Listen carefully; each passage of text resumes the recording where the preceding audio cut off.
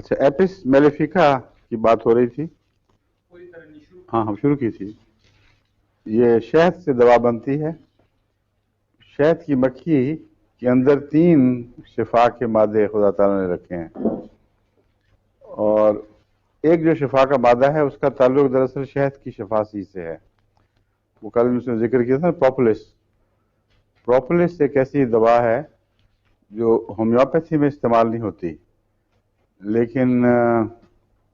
Anti biotics میں بھی شمار نہیں ہو سکتی، کیونکہ اس کا کوئی اس قسم کا مادہ نہیں اس میں پایا جاتا جو اینٹی بایوٹک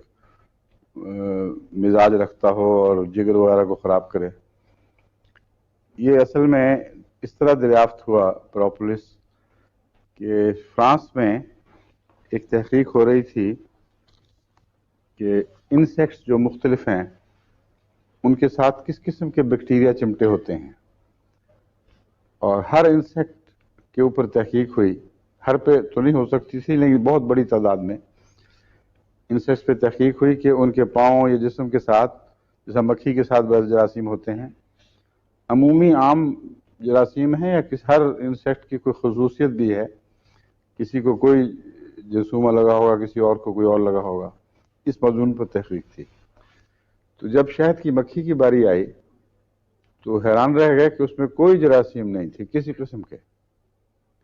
کلیتاً شفاف، صاف، پاک ستھری. تو اس پر پھر یہی موضوع بن گیا تحقیق کا ایک سائنٹسٹ کا. انہوں نے جب تحقیق کی تو ایک اور بات یہ پتہ چلی کہ شہد کے چھتے کے ارد گرد شہد کی مکھی کوئی چیز لگاتی ہے، اور ہر دفعہ جب چھتے سے باہر نکلتی ہے یا اندر داخل ہوتی ہے تو اس پر پاؤں رکھ کر ٹکا کر پھر اڑتی ہے. یہ مجھے نہیں علم کہ جو حملہ کے وقت جو جاتے ہیں ان کے حملہ آور وہ بھی اس طرح کرتے ہیں کہ نہیں، مگر عام جو شہد بنانے والی ہیں ان کی بات ہو رہی ہے. حملہ آور مکھیاں اور چیزیں ہیں، لیکن شہد بنانے والی مکھی لازماً اپنی دہلیز پر قدم رکھ کر پھر اڑتی ہے یا واپسی پر دہلیز میں قدم رکھ کر پھر اندر آتی ہے. تو دہلیز پہ جو دوائی لگی ہوتی ہے اس پر جو تحقیق ہوئی تو یہ معلوم ہوا کہ بعض درختوں کے اندر سے ایک قسم کا مادہ نکلتا ہے جسے پروپولس کہا جاتا ہے. یہ وہی چیز ہے، اور اس میں حیرت انگیز طور پر جراثیم کش اثرات پائے جاتے ہیں، اور شہد کی مکھی اسی کو استعمال کرتی ہے اپنے آپ کو پاک صاف رکھنے کے لیے. اب یہ بھی حیرت انگیز ہے کہ کوئی ایوولوشن کا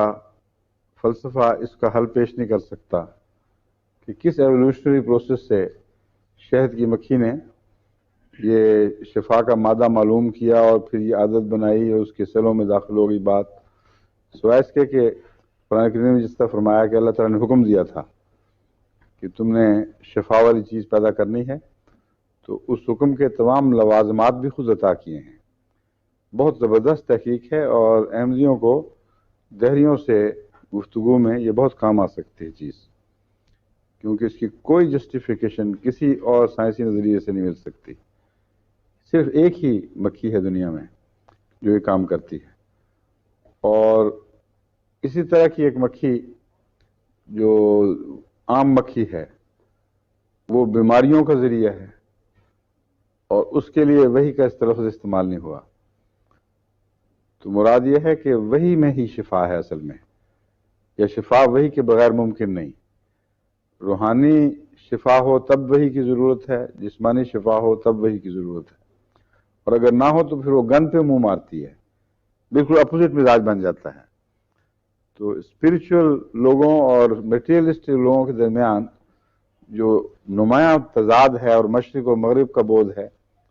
یہ ان 2 مکھیوں سے ظاہر ہوتا ہے. بہرحال پروپولس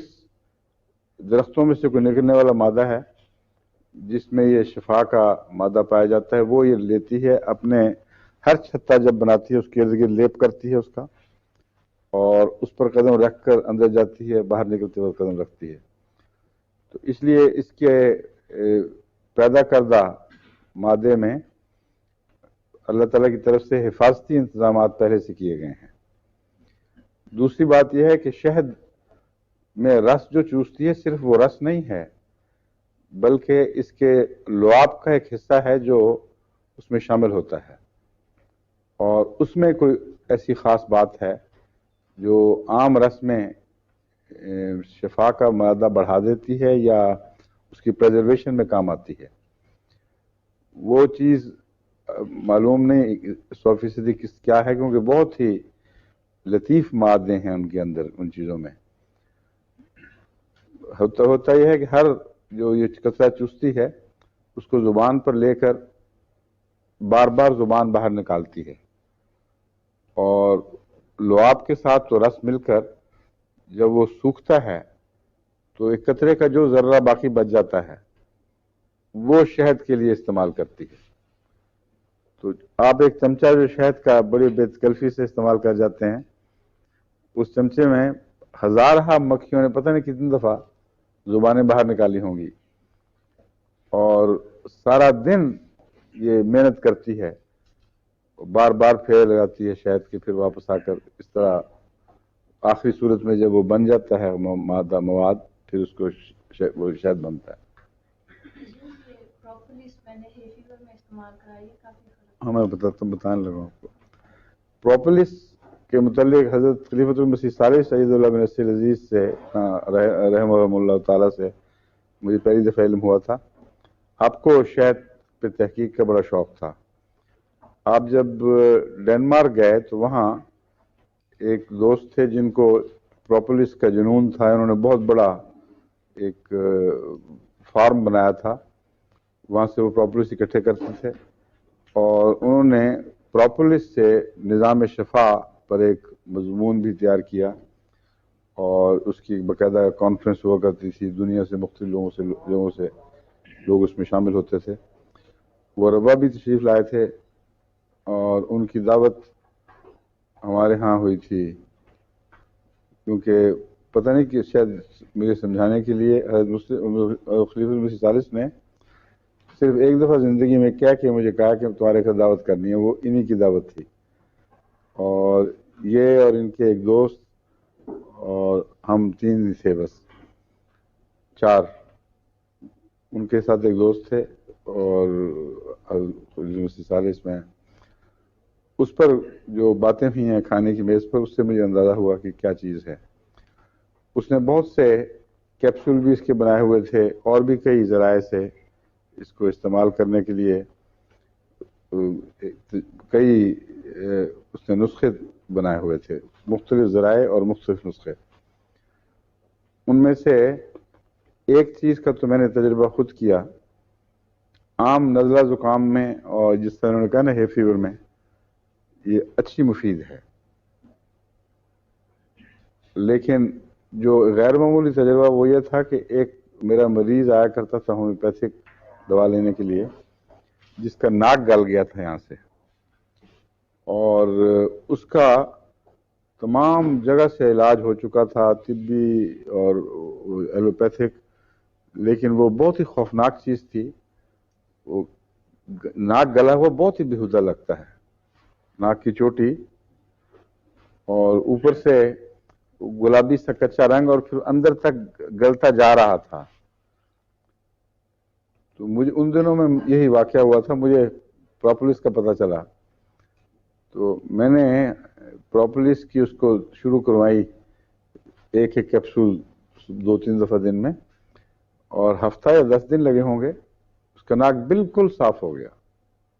کوئی نشان باقی نہیں رہا۔ تو شہد میں بھی جو مادہ پایا جاتا ہے اس کا پروپولس سے بھی شاید کچھ تعلق ہو، جب وہ اکٹھا کرتی ہے، چوستی ہے، تو کچھ نہ کچھ ممکن ہے اس میں بھی ملتا ہو، شاید میں بھی۔ مگر یہ تو میں نے دیکھا نا کہ زخم لگانے سے نہیں، صرف کھانے سے بالکل صاف ہو گیا تھا۔ اور بھی کئی مریضوں میں جہاں گہرے کرونک زخم ہوں، پروپولس کا استعمال میں نے کر کے دیکھا، مفید ہے۔ نزلہ زکام وغیرہ میں یا ہے فیور میں، جس طرح عبدالرشید نے بتایا ہے، یہ گرمی جسم میں پیدا کرتا ہے، اور کھانے سے سارا جسم میں لگتا ہے کہ سینک پیدا ہو گیا ہے، اور معلوم ہوتا ہے جس کی حرارت غریزی میں کوئی خرابی ہو اور اس کی وجہ سے نزلے ہوں، اس میں یہ مفید ہوگا. لیکن نزلے میں ہر قسم ایک ہی قسم کی چیز نہیں ہے. نزلے کے جراثیم یا وائرسز تو مختلف ہوتے ہی ہیں، مزاج بھی مختلف ہیں. اگر ایک مریض گرم رہتا ہے اور اس کا کرونک نزلہ ایسے بھی ہیں، بہت سوکھے ہوئے مریض میں نے دیکھے ہیں جو بے حد گرم رہتے ہیں، ان کے ہاتھ پاؤں جلتے ہیں، اور نزلے کے دائم مریض، ان کو یہ دوائیں شفا نہیں دیتی. جو مزاج میں گرمی پیدا کر کے فائدہ دینے والی دوائیں ہیں، ان سے ان کو کوئی فائدہ نہیں پہنچتا. ان کو ایسی دوائیں جیسے سلفر ہے یا آیوڈم ہے، یہ مفید رہتی ہیں.